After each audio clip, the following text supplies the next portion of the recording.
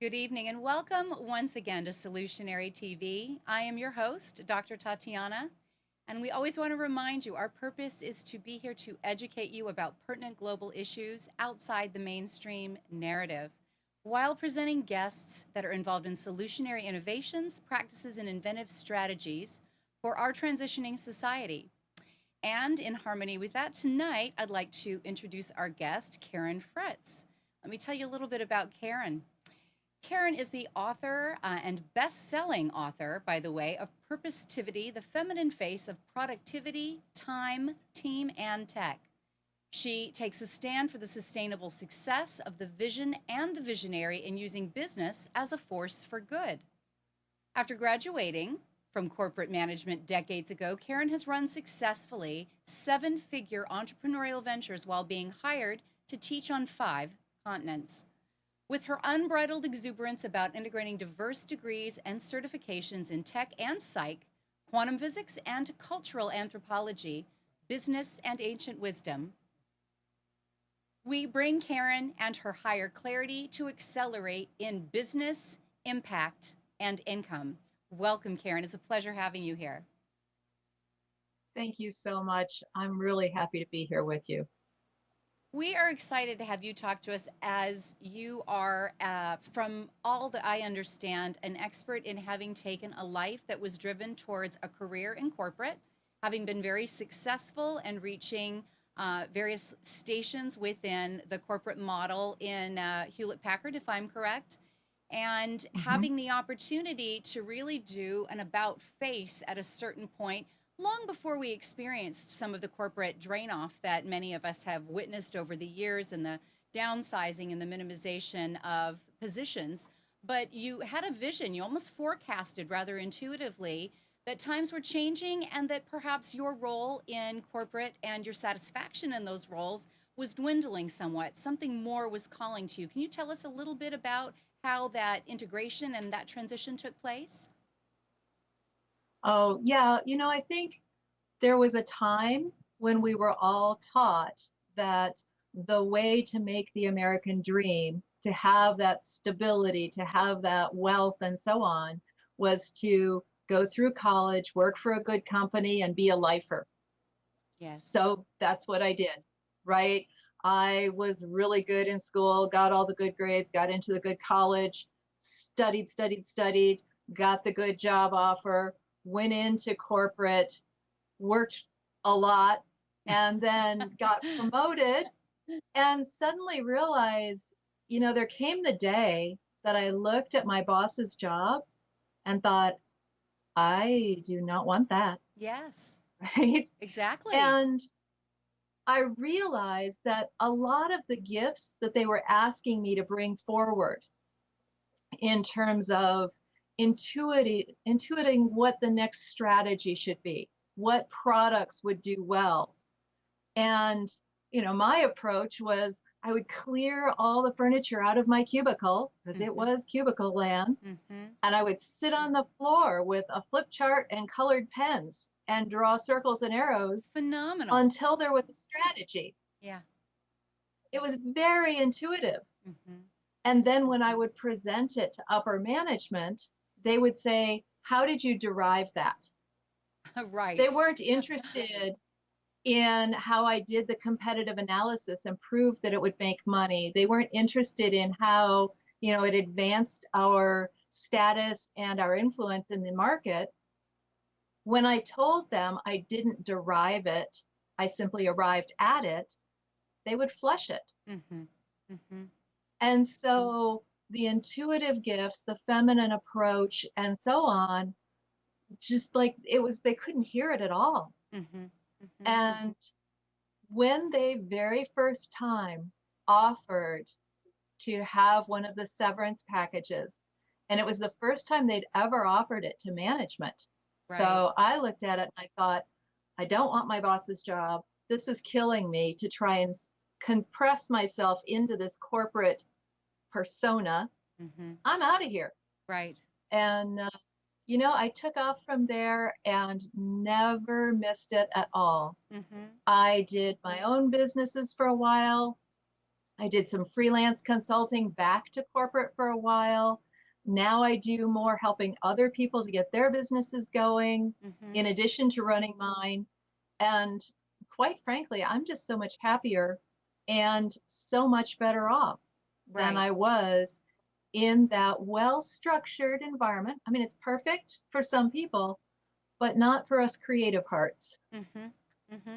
It sounds like you took the best of your creativity, even though you fit the model, got the grades, got the education, plugged yourself in a corporate model.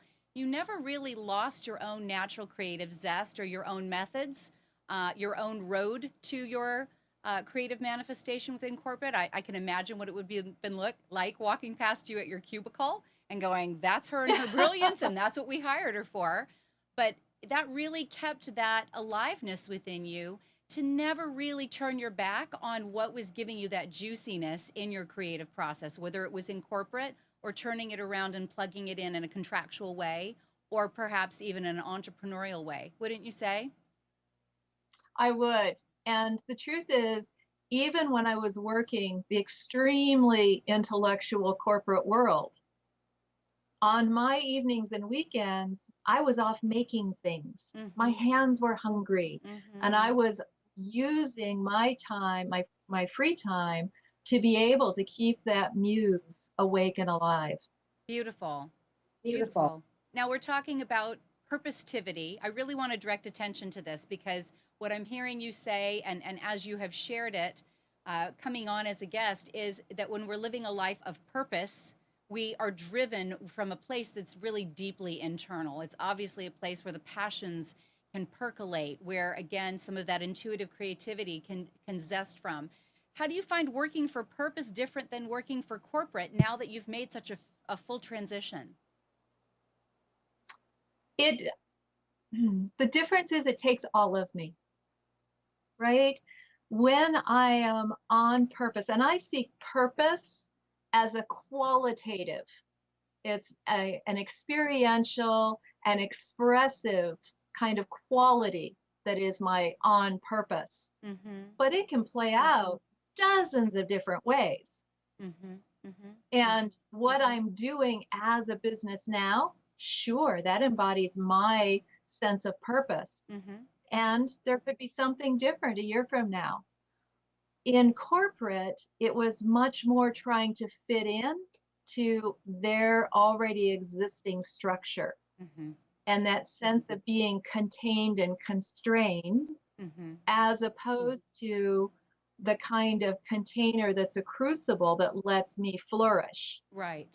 Right. right? So when I'm on purpose, it's coming up from within me. Mm-hmm. It's coming through me and as me into the world, using my divine intuition rather than trying to find that sliver that will allow me to fit in okay. Yes, It's a very exactly. different approach. It is a different approach. And you held that integrity through being present in corporate and respecting some of the boundaries that they wanted you to ascribe to, but not diminishing who you were in that process, which is phenomenal and rare. And probably why it was not so inorganic for you to transition as you left corporate, still being able to contract, right? You were able to come back as Yeah. an independent contractor. Share a little bit with our audience because we have a lot in our audience that are looking at what's happened with corporate. Perhaps they're in the process of being concerned they're about to have their department downsized. Perhaps their spouse has been let go and they're looking at a dwindling amount of jobs in their particular industry. How did you take the best of what you learned in corporate to be able to plug back in to still continue revenue streams. Share a little bit about that with our audience. Well, first, I want to point out that if somebody is still looking for a job, you're kind of in the wrong area entirely. The truth is, 79% of the people in the workforce are in companies of 10 people or fewer. Mm. Mm-hmm. 99% of the companies out there are 10 people or fewer. Mm-hmm. Of those, 95% are solo. Wow, that's our So current that analytics. Okay. yeah, that's out of like the 2013 census or something. But you know what that tells me is, yes, corporate exists. Yes, corporate employs a lot of people, Mm-hmm. but it's a relatively small game, and I want a bigger world. Right on. Oh, Exactly. so yeah, it's and in corporate, I used and learned a lot of tools Mm-hmm. that I still use. Mm-hmm. You know, a lot of project management skills and using my computer, my email kinds of skills and decision analysis skills. Mm-hmm. I still use all those. Those are my intellectual tools. Right. But what I've been doing with expanding into purpositivity is also bringing in the intuitive skills, Mm-hmm. right? So now I can do a full Kepner-Trago analysis of which would be the best choice for me in this situation. Right. And then I can also choose to use muscle testing, you know, which one fits, which one doesn't fit. Sure. Or I can use guided visualizations to step into a scenario, step out, step Mm-hmm. into a different scenario, step Mm-hmm. out, Mm-hmm. and feel what my inner knowingness Mm-hmm. reveals. Mm-hmm. So I'm still using a lot of what corporate gave to me. Mm-hmm. And I can bring in the rest of me that corporate told me I had to check at the door. Phenomenal. It's so inspiring to hear it that way. And I'm sure that this is really sinking in both heart and soulfully for a lot of our listeners. I know that with those that I've worked with in my professional practice with coaching, a lot of those that are exiting corporate or have been forced into premature retirement, they don't know how to plug themselves back in to maybe a consulting opportunity or something contractual or something entrepreneurial. Talk to our audience a little bit about how you didn't have to completely run into a vacuum. I know you stepped out, you contracted, Oh, but you also helped others yeah, that were in a contractual situation, and you really turned that lemon, if some would see it that way, this diminishing asset or this diminishing opportunity, and you revived it into a new opportunity. Share that with our listeners. right. Yeah, I think that the ability to build a bridge is hugely underrated. People get this idea of, oh, I have to be able to make it on my own. Oh, I have to be able to prove that I'm good enough and my idea is good enough and we're going to make it right out of the gate. Right. And that's malarkey. That doesn't happen, right? A business has a life cycle, Yeah. and you start as a startup, usually bootstrapping, right? Mm-hmm.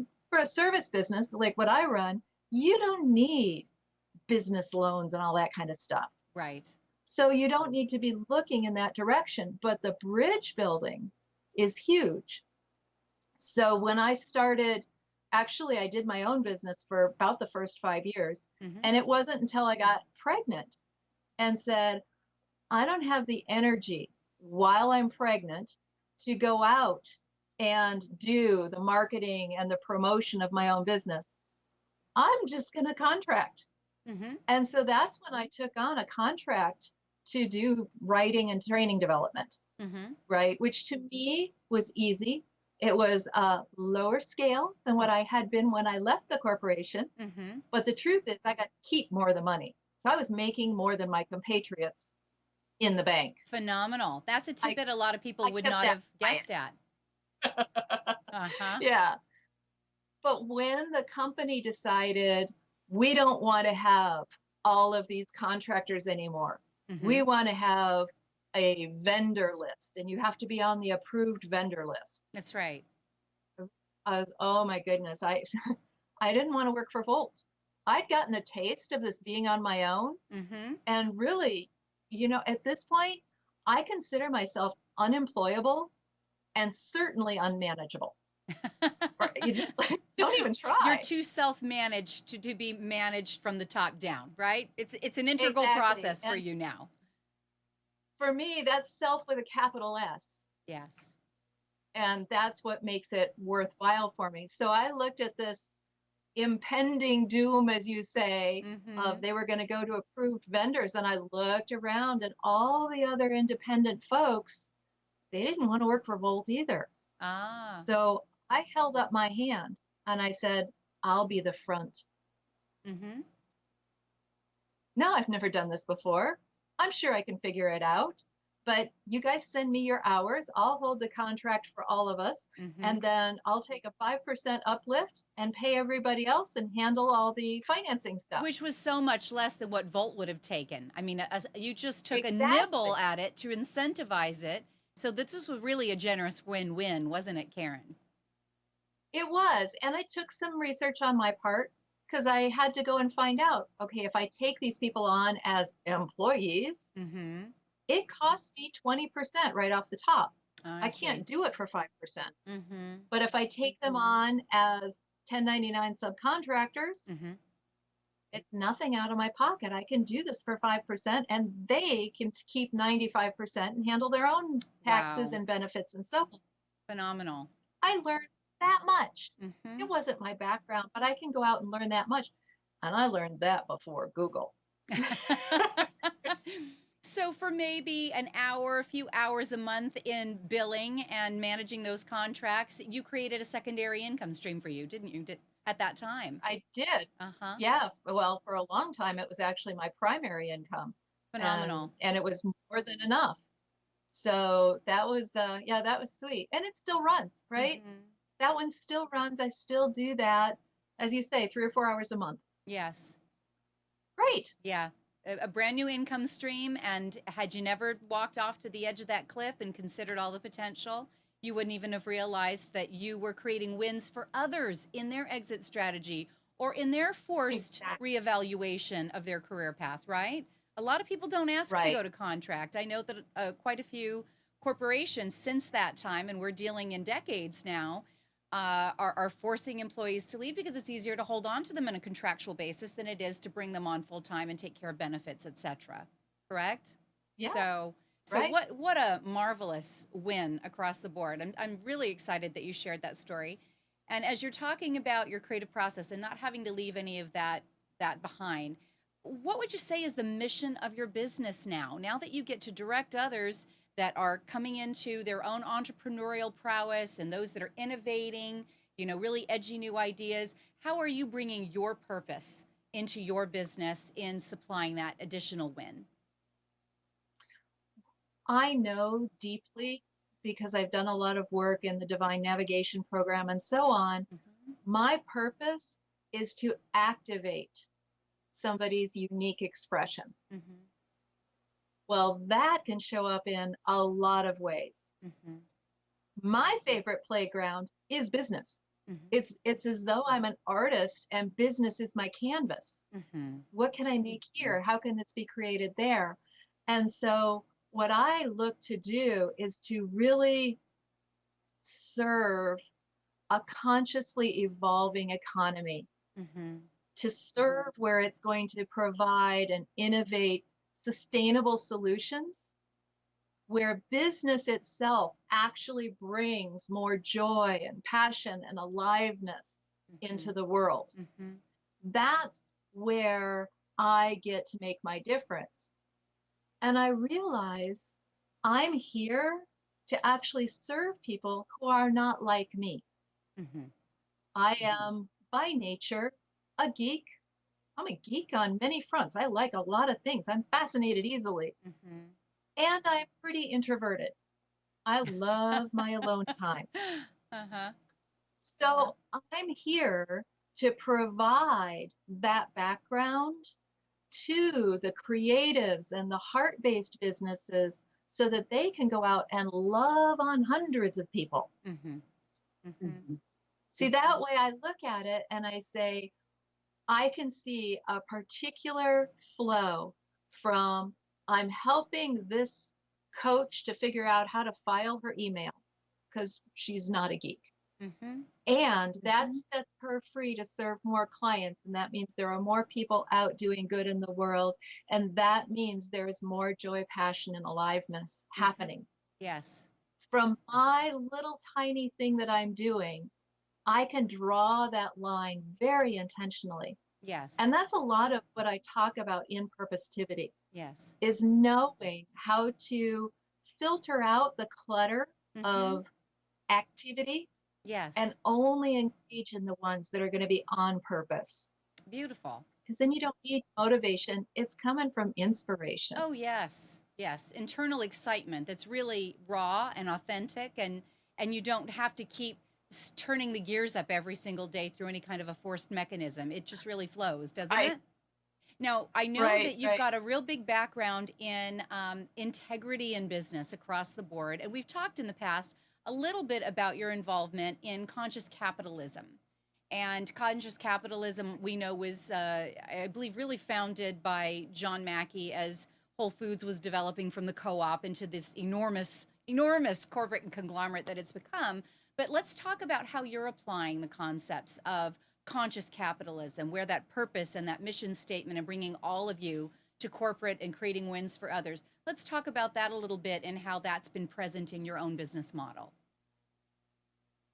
I love having that as a foundation that I can look to and say, where can I do more to make it more meaningful to me and to my community? Everything from having that, it starts with a shared purpose. Yes. Right? So I'm here to serve people who are uplifting the world through their innovations, whether that's, social justice or curing trauma or environmental kinds of things. We share a purpose. We're all here to innovate that sustainable success for the planet. And that really makes it so when any one of us has a win, we're all excited. You can see that in the public eye. Something as simple as when REI bowed out of Black Friday. Right. Exactly. Right? On principle. That was right. That was them saying, we believe in being family more than being consumers. Beautiful. We are not just producers and consumers. And how much did their loyalty grow because they said, these are our purpose. Who shares it? Exactly. Right? So that's the kind of thing. Then when you say, here are my values, it allows people to come to you or, move away from you. And there are definitely segments of the population that move away from my business. That's a good and beautiful thing because they have their own people to serve them. Correct. Right. Right. I work with the people who are aligned with me, and I do that by putting it on my website. It's very visible. Right. You can see my vision and my values are on the website. I'm not hiding anything. And that transparency, that vulnerability is part of the conscious capitalism and the B Corp movement. That's the next point that I wanted to touch on is the B Corp movement. Go ahead and finish your thought, though, please. Treating people as people. Not commodities, not assets, not dwindling. Not exactly. what corporate's known for. Right? I know. Corporate hires interchangeable cogs and looks to create consumers. Yes. And anything they can do to squeeze out their vendors in the process, right? It's all about profit. Yes. It's a very Milton Friedman projection, isn't it? It's very much about bottom line numbers, shareholders, etc., which is, again, a flip from what conscious capitalism brought to the forefront. Is if you have Right. happy employees, you have happy staff, you have happy clients, you have happy vendors, you really have an exponential possibility in growing that type of a business. Yes? It, it's a whole ecosystem. And it's really geared to the other half of Adam Smith's model, Mm-hmm. right? Adam Smith's model of the economy, of economics, had two parts. Mm-hmm. One is people will always be rationally self-serving and will optimize for themselves. Sure. I could argue with that right away. As could I I. don't know anybody who's totally rational. Mm-hmm. But the other half was people want to have meaning in their lives, and that will supersede the rational consumerism. Mm-hmm. But when that went into business schools and so on, it's really hard to model that mathematically. Right. So they just kind of let that second part fall away. Mm-hmm.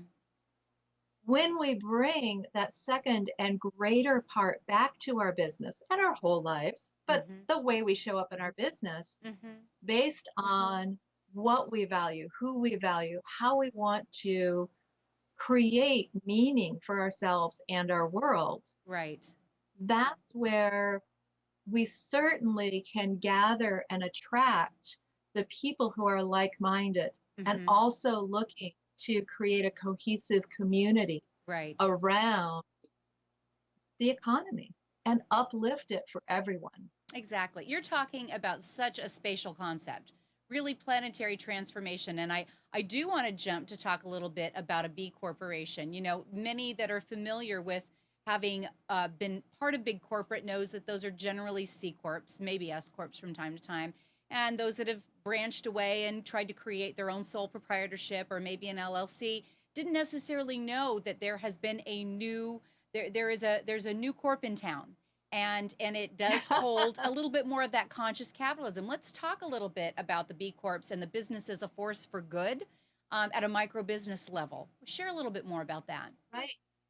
The B Corp movement started several years ago, and it gives you a different legal structure. It's in between. It's not a nonprofit, and it's not a C Corp. Mm-hmm. It's in between so that it can have investors, not donors, but it tells those investors right above board, we are not here to maximize shareholder return. We are here for a benefit, that's what the B is for, a benefit to society or the economy. Mm-hmm. We are here as a change agent to be a force for good. Mm-hmm. Therefore, the majority of our profits go back into that. Now, that being said, they did a study and it came out in the Harvard Business Review in 2013, and purpose-driven companies performed 10 times better than the Right. S&P 500. Right. Not Exactly. 10%. So It's even though they're exponential, isn't saying it? Yes. it is. And when we look to those things, of course, the B Corp form is now alive and well in 33 states. We have 6 more looking at it. Phenomenal. Oh, And exciting. it is like that, it seems like so quickly. Mm-hmm. And there's a certification body. You know, like if you Okay. say you're an energy conscious company or building, you might get LEED certified. Mm-hmm. Well, to be a B Corp, you get certified by B Lab. And Okay. they have an assessment that they put out Mm-hmm. for all the things you can check, and Karen, then is this an choose to get back. independent agency? This isn't a governmental oversight board. This is an Nope. independent agency for B Corp? Okay. Yeah, yeah. Clarify that. Okay. It's a company of Boulder, Colorado, Mm-hmm. and they go through every facet of a business Mm-hmm. to say, you know, what are you doing around purpose and values? How are you treating your team members? How are you Wow. handling your finances? What's your energy footprint? And what is the social benefit that you have in your community? And it's like 230 checklist items. It's just a revolutionary platform with which they are really looking so spatially at a global impact at this Exactly. microcosm, yes? Yes, yes. And I went through and I looked at that and I'm like, golly, this is really designed for those businesses that have 20 or more employees. Mm-hmm. But the truth is, I can find pieces of it that I can bring right down to my home office That's right. and And I can model them. use these, right? And that way I can see my path Mm-hmm. to up leveling not just my revenues, but my overall impact, my Right. overall contribution Mm-hmm. by taking that and going, oh, well, they say pay your employees a living wage. Well, I trade that in for paying my vendors fairly. Yes. Same, Yes. same, right? Is there a health and wellness program for your workers? Well, do I have a self-care program? Am I making sure not just the vision is healthy, but the visionary is healthy, right? Absolutely. That's Otherwise, it a will be huge piece. projected outward when you are looking at that from maybe bringing on additional assistance or contracting services out yourself. You're always going to be looking at that continuation of that moral directive, correct? Right, right. Mm-hmm. And, where can I encourage diversity in the clients that I attract, in the vendors that I work with, right? I work with people who are very, very different from me Mm-hmm. on purpose, Right. right? Right. We generally share some core values and have very diverse backgrounds and skills and knowledge Mm-hmm. so that we can bring it all together and create that best in class. Exactly. I, Exactly. why would I work with 10 people like me? I've got that covered. I'm the me. Everyone has a role to play, and I want to draw our audience attention to some recent topic in some of your speaking that I heard. Just I think last week on another televised internet talk show, you had been speaking about how so much of what runs business today, it's dwindling, it's evolving. We're demonstrating that. You're speaking to it, but it was built for an industrialized age, like you said, cogs in the wheels. And what is productivity? Again, as a coach and as an author, and one that works with those that are looking at our transitioning times, I hear people talk about the fact that working for big corporate, their productivity is looked at every assessment. And we're talking about occupational therapists, and we're talking about people that are working in medical capacities, and really it's about people and them showing up and doing a really invested and fully focused job in caring for others. They can't be thinking about, and do I have all the paperwork chugged through very quickly, and did I keep my time online, and did I get them out quickly enough to run through the numbers? So let's talk a little bit about how we've moved away, as you've shared in your recent interview, from that industrialized productivity and really more into, as you stated, a much more spacious overall macrocosmic view of how am I impacting others that I'm working with for good.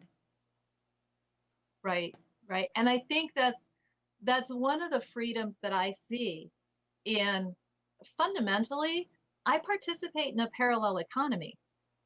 Yes, there is the big corporate economy. And then there are the other 80% of us. That's right. So in this parallel economy, we get to create it the way that works for us in a Yes. way that is livable beyond having every minute count for a dollar, Mm-hmm. right? Beyond looking at that time for dollars kind of thing. And what I realized was that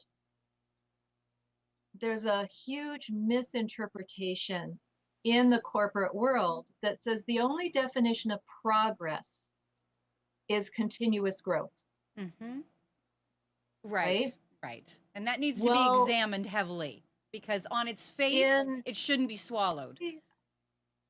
in every other aspect of life, nature, humanity, Yeah. continuous growth is not what happens, right? No, We not in a don't have regenerative model. No.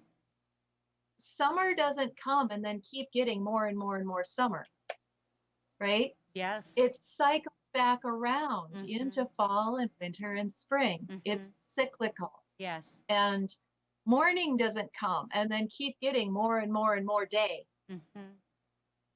Even in my body as a woman, right? There are cycles, there are rhythms. And when we choose to operate in harmony with those cycles and rhythms, it takes some radical self-honesty Yes. to acknowledge, where are my rhythms? Where are the cultural rhythms? Where are the seasonal rhythms? Mm-hmm. And how does it affect? How does it matter? Mm-hmm. And then to be able to design around that, Yes. to design, to say, you know, my personal best creativity is between 7 and 10 in the morning. So I tend to block off that time and not talk to people. That's not my hours of office time, Mm-hmm. right? That's not when I'm available to meet with clients or vendors or anything. That's when I'm creating. Mm-hmm. And by knowing that, I simply tell people and I ask them, what is your creative time so I can honor that? Oh, nice. Yes. Right? And then we build it in and we find our common ground so that when we show up in our together time, we're both at our best Exactly. for Far being better together. productivity, far better collaborative, cooperative communication, right? Because you're really showing Right. up closer to 100% rather than I left the cell phone in the purse and I didn't manage to get the notes I intended to bring because we overtask ourselves when we're not in rhythm. We're not honoring our seasons, getting the family things taken care of. And that's the beauty of being an entrepreneur, a consciouspreneur, I know is a term that you use. We still have many of those, Karen, that are still dealing with corporate, and they are carrying the job sometimes of 2, 3, or more people, and they're the survivors, right? Let's talk to the survivors a little bit. If we want to help them reclaim who they are, where they are right now, we're not necessarily, pulling up the flag for a massive exit, but we really respect where everyone is, and we want them to be their whole selves. We want them to be healthy. We want them to feel like their families, their time is maximized, their personal time, as you said. They need to get down and get their hands into something, as you have described as was essential for you. How do we talk to those survivors in helping them bring more of their whole selves to where they are? Remember that I said at the start that purpose is a qualitative experience, Absolutely. right? So by identifying what are those qualities Mm-hmm. that really are coming through us from a much deeper place, and how can I play those up, Okay. right? It can be as simple as talking with the boss. I know he's asking for something, but you're also offering something Right. and making a 5-degree shift, right? Making a 5-degree shift where, you know, something for me would have been, I light up when I teach. Mm. Dear corporate boss, could I do a lunchtime workshop once a month for that department over there? Mm-hmm. Because then I can come back to the work that I do for you, Mm-hmm. much higher vibrancy, Right. engaged and ready to give, Mm-hmm. because I am more. Yes. The reciprocity was there, Hard to wouldn't say you no, say? Mm-hmm. right? It's something where I can recognize what are those things that are so aligned with my soul Mm-hmm. that just participating in them 5%, 10% more Mm-hmm. is going to help me feel alive and draw that line. Nobody is in healthcare by accident. That's right. There's convictions Those behind people those choices. right, right. They are in those positions because they honestly care. They deeply are connected with helping people to have a better life, a Mm-hmm. better experience of being alive. Mm-hmm. And so, even being able to draw the connection to, therefore, I do the paperwork, Therefore, my department gets funded. Right. Therefore, I'm here to serve next year. Mm-hmm. The paperwork still sucks. It's not like you ever have a business or a work world that's 100% joy. Mm-hmm. You still gotta, for me, I'm also the chief janitor. So it's all there, Mm-hmm. but you recognize why it's there. Mm-hmm.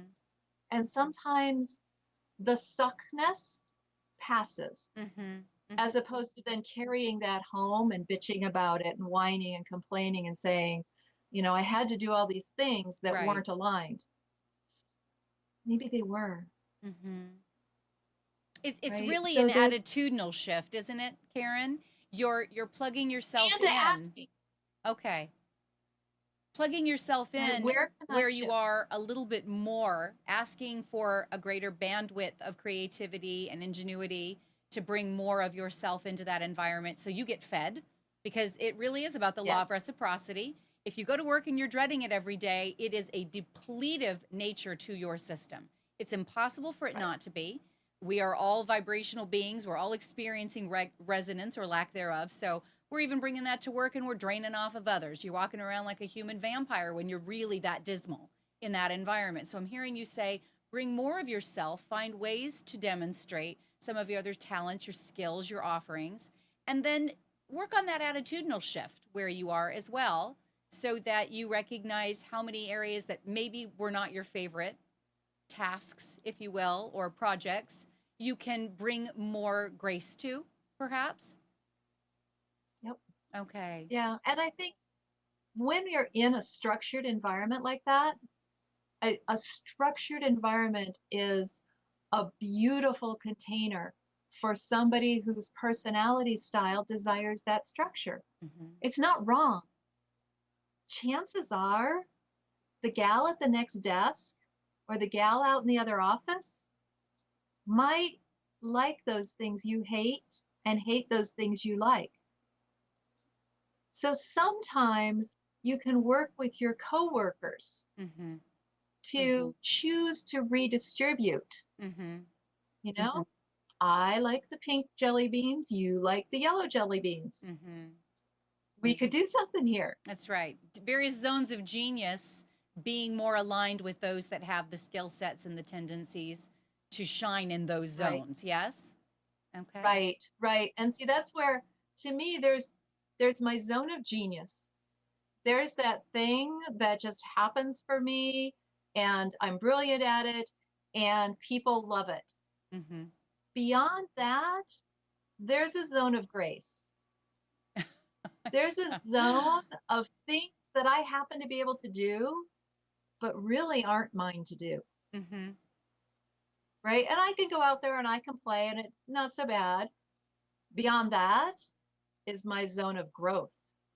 Okay. These are things that I don't know how to do yet, but they are totally aligned and it is mine to grow into that. Mm-hmm. I'm being called forth into that growth. Mm-hmm.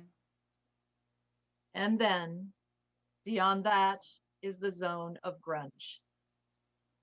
It's not mine to do, and I suck at doing it, Yeah. and I just need to hire somebody else, right? Yes. So, I talk about I work with people who run businesses. I have my own background in coaching, I have my own background in business and all this. I also raised children. Mm-hmm. Do I try and go out and be a parenting coach? No, that is not mine to do. Mm-hmm. Mm-hmm. Right.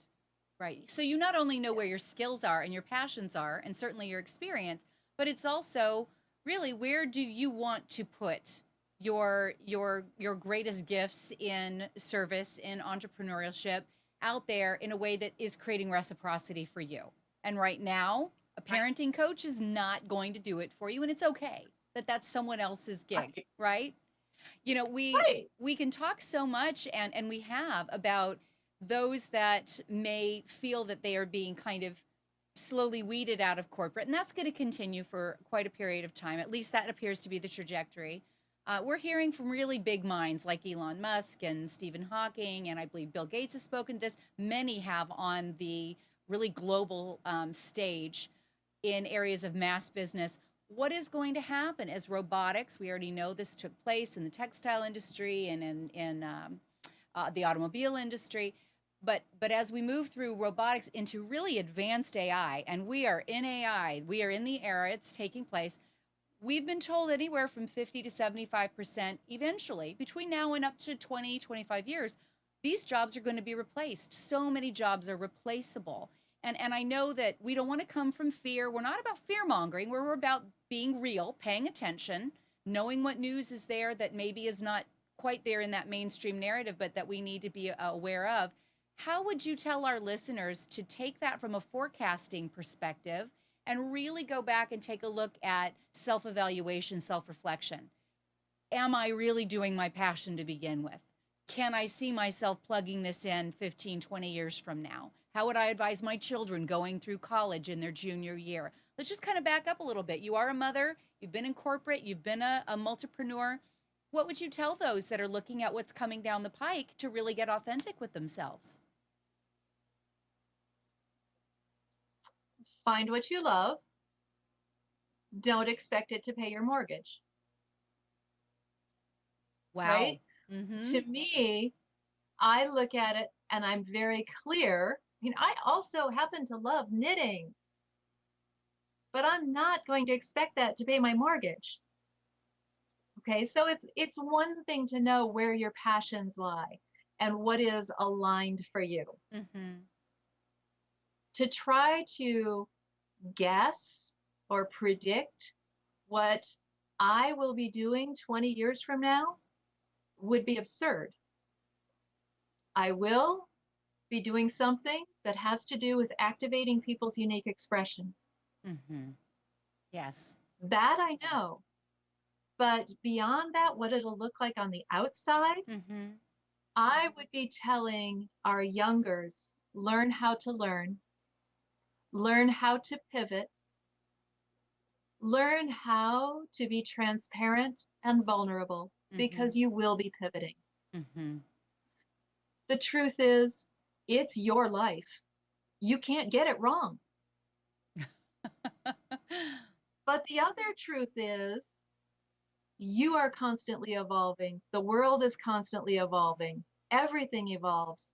Nothing you do sticks. So you cannot get it right. Stop waiting. Beautiful. You can't get it wrong. You can't get it right. Have fun with it. Mm-hmm. Learn, grow, adapt. It's a cycle. You spoke about the divine coordinates. I know that this is a certification, a coaching certification for you. I know that it has to do with really finding one's purpose. Would you also speak to that for those that may be exiting or might find themselves, being replaced by some future technology? How would you guide them to find their purpose so that they stay in that trajectory rather than looking at just the vehicle and thinking that the vehicle is what defines them? Right. Knowing what those qualities are or Mm-hmm. the energies that your soul intends for you to express and experience is huge.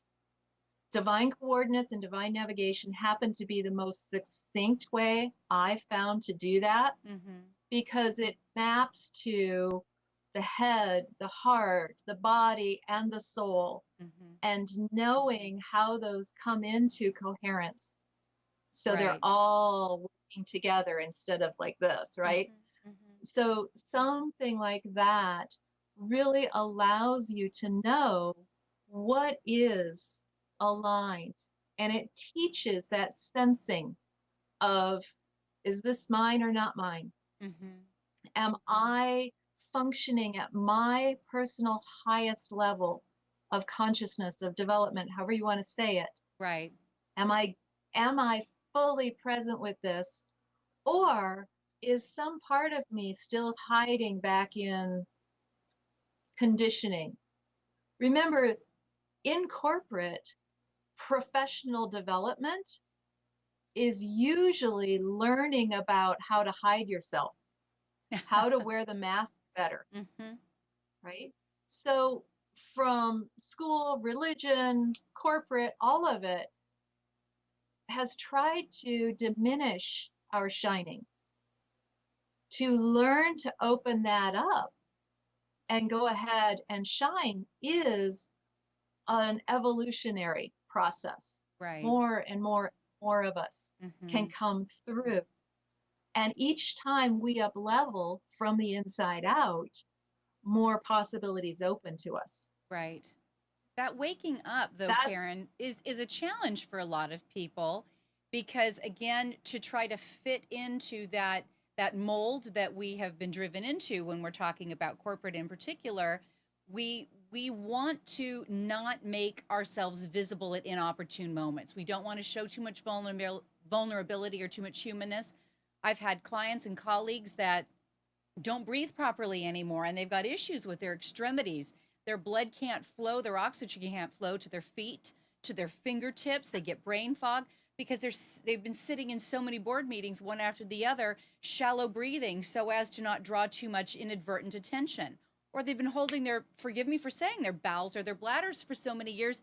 The natural stimulant that our bodies communicate to us is something that's been dimmed down almost completely to the point that their bodily functions are not what they used to be or what would be ideal once they step away. So just being in that reflection is a whole encompassing aspect of taking a look inside, is it not? It really asks you to it get is. real at 100%.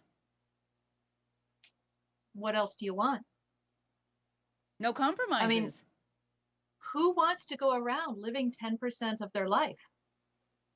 Seriously wants to go around, right? They don't.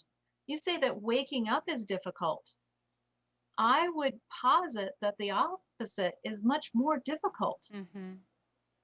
right? That the waking up might involve a shift in how we participate in economics, right?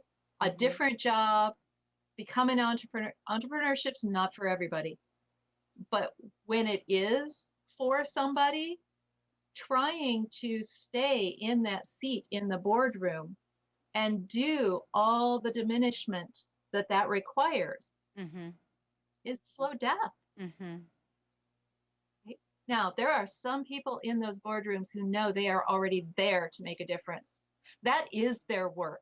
Mm-hmm. They're the ones that are turning around these companies to make them go to a triple bottom line. Mm-hmm. They're the ones that are turning around these companies to engage in philanthropic programs, Mm-hmm. right? They are there on purpose. Mm-hmm.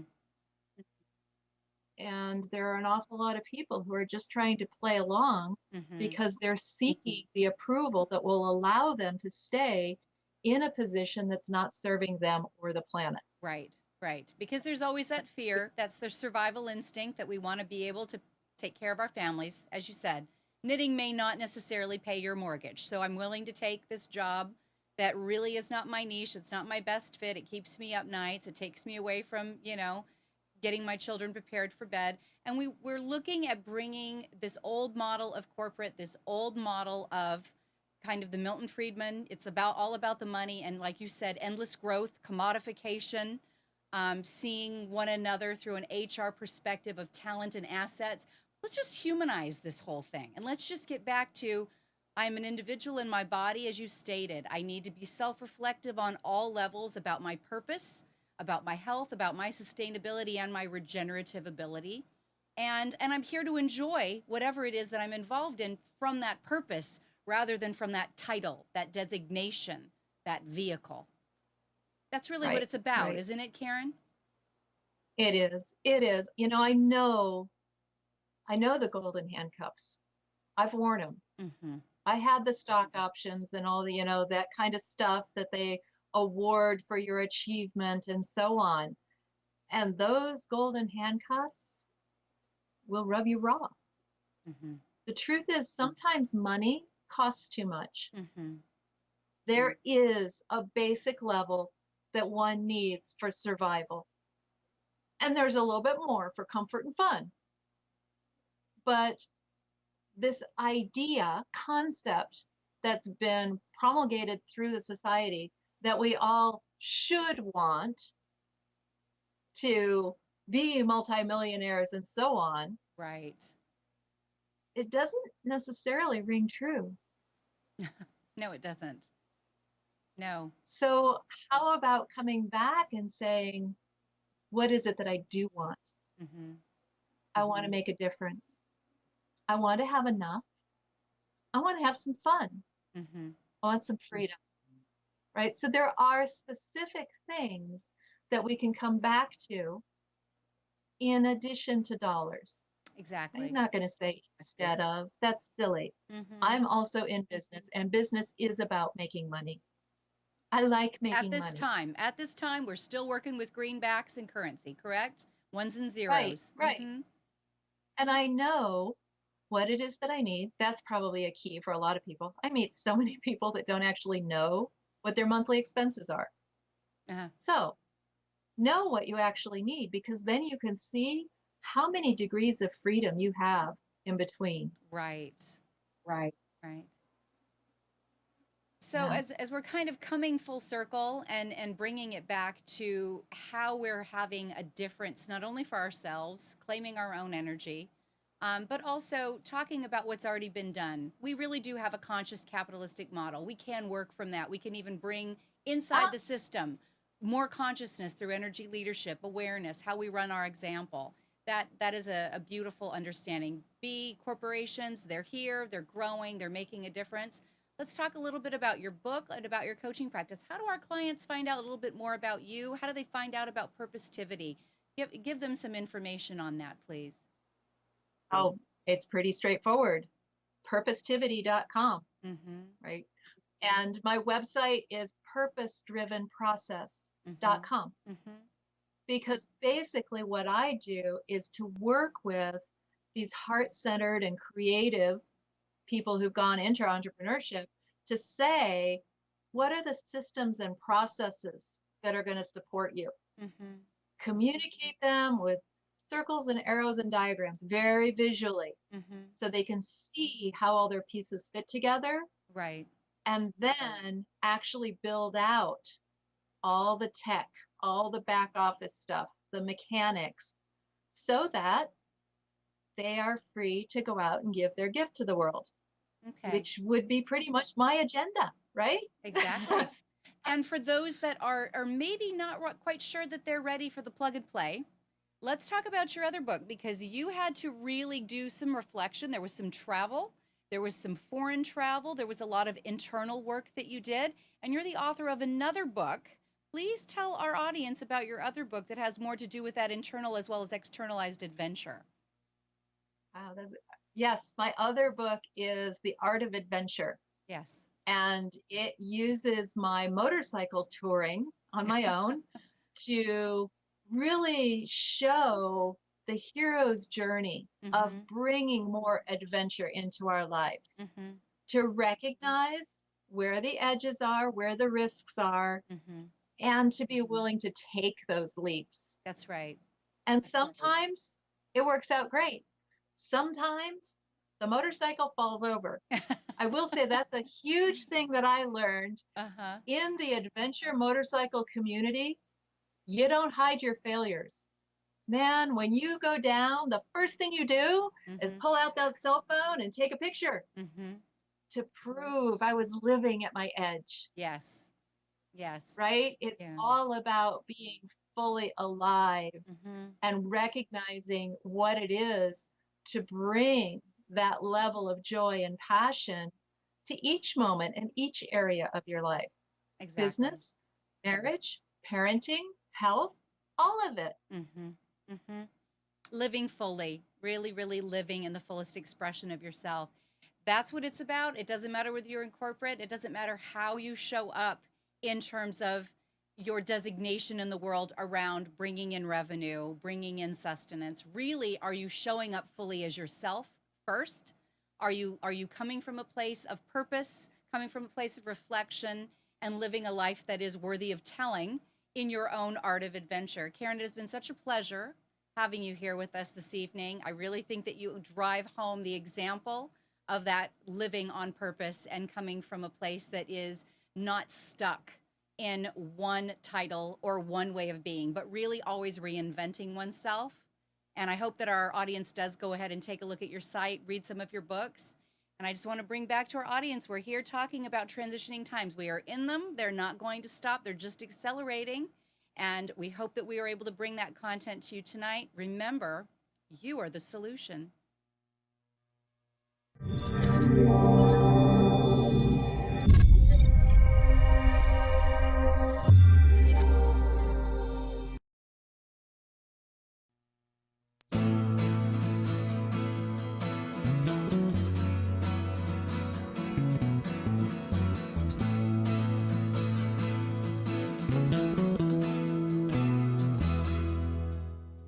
You are tuned to the Nissan Communications Network. If you tuned in too late, you can always watch each program in its entirety or download an MP3 audio file of it in the archives section at nissancommunications.com.